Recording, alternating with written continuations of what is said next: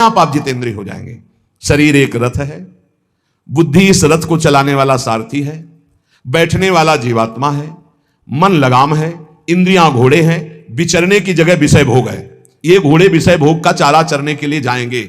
अगर मन रूपी लगाम को बुद्धि रूपी सारथी ने ठीक से खींचा नहीं तो ये खंडक में गिरा देंगे। और गिरे हुए बहुत ही फंसे हैं, और जीव इतना भोला बन चुका है कि गड्ढे में गिरा है फिर भी वो आनंदित है, वो उसी को सुख समझ रहा है, दुख को ही सुख समझकर। यही तो भगवान की विचित्र माया है।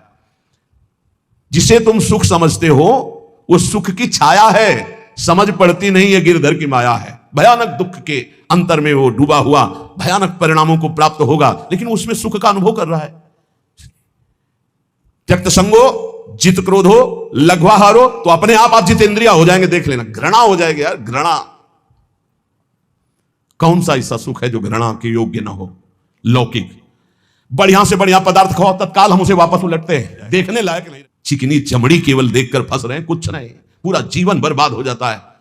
धर्म के लिए तो सेवन करने के लिए ठीक है, बकाया भगवत प्राप्ति के लिए जितेंद्रिय चलो, ठीक से चलो। पिधाय बुद्ध्या द्वाराणि मनो ध्याने निवेशयेत् शून्ये स्वेवावकाके गुहासुचो वनेसुचो नित्य युक्ता सदा योगी ध्यानम सम्यक उपक्रमेत। श्री दत्तात्रेय जी महाराज कह रहे हैं, बुद्धि को परमात्म चिंतन से इतनी बलवान बनाओ कि अपनी इंद्रियों के द्वारों से घसीट कर उसे भगवान में स्थित करो। हर इंद्रिय द्वार बंद, अंतर्मुख इंद्रियों को करके परमात्म चिंतन में शून्य स्वेवावकाशेषु, एकांत स्थल में कुछ देर बैठने का अभ्यास करना चाहिए। एकांत सुख मास्यताम, 24 घंटे में 48 मिनट का तो रख ही लो शांत एकांत। अपने कमरे में शयन के समय आधा पौन घंटा अगर आप निकाल पावे, बड़ा आनंद आएगा। 24 घंटे आप सेवा दिनचर्या में लगे, आधा घंटे निकाल लो या 48 मिनट शांत बैठ जाओ। बिल्कुल कोई माला नहीं, कोई क्रिया नहीं, बिल्कुल आप इस बात को देखना करके शांत बैठो। पहले बैठ जाओ, अब देखो आपका मन कहां है, तत्काल देखिए। जो ही शांत बैठे, अब है कहां?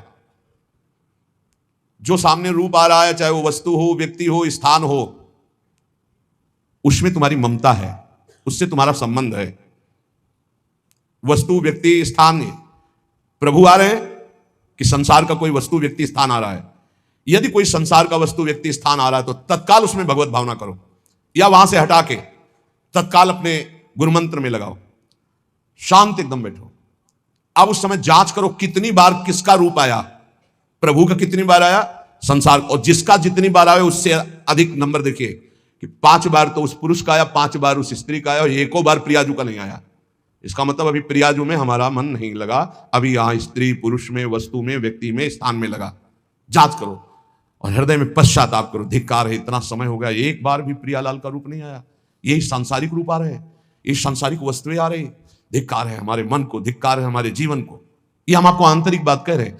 पूज्य भाई जी महाराज, जिस समय मन को धिक्कार दिया जाता है, जलन होती है, जब जलन होती है तो निर्मल होता है, निर्मल होता है, निष्पाप होता है, मल भस्म होता है, जो ताप अंदर मन में होता है प्रायश्चित का, उससे। अब बार बार सामने आपको जो गुरु मंत्र मिला है उसको लिखिए, कोई माला नहीं, बहुत आराम से, कोई जल्दीबाजी नहीं, 1 मिनट में 1 बार लिखेंगे। यहां कोई संख्या हम नहीं बोल रहे, यहां कोई आपको नहीं करना है कि 108 50 बार कर लो, 5 बार करो केवल। हम कह रहे 5 बार आराम से लिख रहे हैं, शांत बैठे, खूब आराम से। बढ़िया रा, बहुत बढ़िया धा, राधा राधा राधा। आप देख लीजिए, अब ये भाग जा रहा है, पकड़ो कहां भाग के जा रहा है? इस वस्तु से क्या संबंध है, इस व्यक्ति से क्या संबंध है, कितनी बार इसको छुआ है, देखा है, भोगा है, मिले हैं, सूंघा है, कितनी जन्मों में। धिक्कार तुझे मन, जो तू राधा नाम को छोड़कर, प्रियाजू के इस अमृत में नाम को छोड़कर भाग रहा है, फिर उसे लाओ नाम में, फिर लाओ नाम में। आप देखिएगा एक दिन उसी रा और धा के बीच में प्यारी जो और प्यारे जो मुस्कुराते दिखाई देंगे, देख लेना। एक समय 24 घंटे में ऐसा निकालो जिस समय आप अपनी अंतःकरण की वृत्ति को बार बार बाहर जाते हुए घसीट कर अंतर में लगाओ। हर समय साधन में लगे, लेकिन एक समय इतना साधन कर, जो गृहस्थी में हम कह रहे हैं 10 मिनट शुरू करो भाई, 10 मिनट से 10 मिनट शांत होकर बैठ जाओ। 10 मिनट बैठने में क्या परेशानी, उस समय जांच करो, जहां जहां मन जाए वहां से हटाकर नाम में लगाओ। बार बार सुंदर स्वर्णिम अक्षरों से नाम लिख रहे हैं, रंग बिरंगे अक्षरों से, रा और रंग से, बढ़िया की मात्रा और रंग से, धा और रंग से, बढ़िया की मात्रा और रंग से, ऊपर के ऐसे खेलो, मन को खिलाओ, राधा नाम में खिलाओ, डुबाओ इसमें। आप देख लेना, हमारी बात को समझ लो केवल। ये वो बात कह रहे हैं जो आपको प्रियाजू के रूप के ध्यान में डुबो देगी। यही राधा नाम रूप प्रकाशित करेगा। तेरो रूप कहे तो नहीं आवे, श्री हरिवंश कछुक जस गावे, वो रूप ये प्रकाशित कर देगा।